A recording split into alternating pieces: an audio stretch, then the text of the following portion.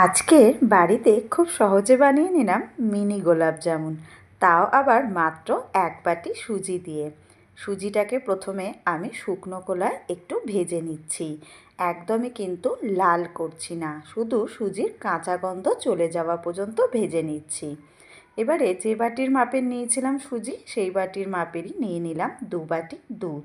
মানে 1 বাটি সুজি এখানে ব্যবহার করেছি, 2 বাটি দুধ ব্যবহার করেছি। সুজিটা দেখুন একদম শুকনো হয়ে গেছে। এবারে এটাকে একটা প্লেটে তুলে নিয়ে ঠান্ডা করতে রেখে দিচ্ছি। ততক্ষণে একটা চিনির সিরাপ তৈরি করে নিচ্ছি। 1 বাটি চিনি নিয়েছি, 1 বাটি জল নিয়েছি, আর 2টো এলাচ নিয়েছি। এখানে কোনো 1 তার বা 2 তার কিন্তু চিনি সিরাপ তৈরি করব না, শুধু একটু ফুটিয়ে নিয়ে নামিয়ে নিয়েছি।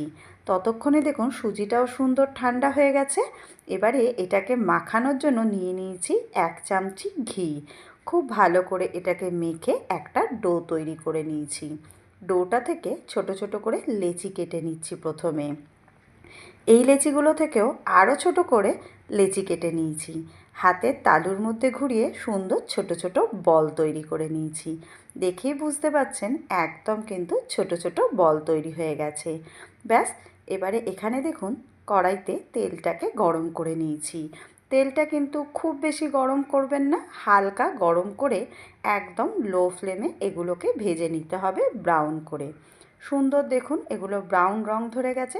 কড়াই থেকে তুলে সোজা গরম গরম দিয়ে দিলাম চিনি সিরাপের মধ্যে। এগুলোকে দিয়ে 30 মিনিটের জন্য আমি এগুলোকে রসে ভিজিয়ে রেখেছিলাম, যাতে রসটা খুব ভালো করে ঢুকে যায়। 30 মিনিট বাদে এগুলোকে একটা প্লেটে তুলে নিলাম। দেখেই বুঝতে পারছেন কি সুন্দর রস ঢুকে গেছে, একদম নরম তুলতুলে হয়েছে। তাই বাড়িতে আপনারা এটা অবশ্যই ট্রাই করবেন আর কমেন্ট করে আমাকে জানাবেন কেমন হয়েছে আজকের রেসিপি। ধন্যবাদ।